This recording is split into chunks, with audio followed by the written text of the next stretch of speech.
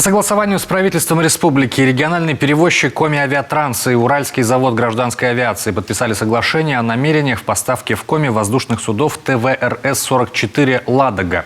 Это турбовинтовой региональный пассажирский самолет, который придет на смену устаревшим Ан-24, Ан-26. Примечательно, что наша республика станет одним из первых регионов, кто опробует новый российский самолет.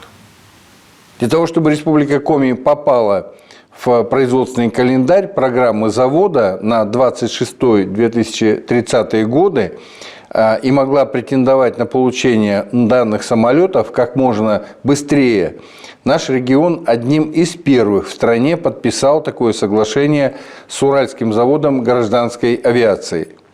Итак, что будет представлять собой новый российский самолет «Ладога»? Это, как я уже сказал, турбовинтовой региональный пассажирский самолет, рассчитанный на 44 пассажира.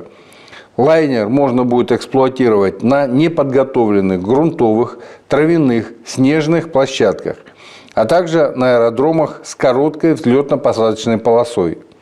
Что очень важно, самолет будет полностью сделан из российских комплектующих, без использования импортных деталей.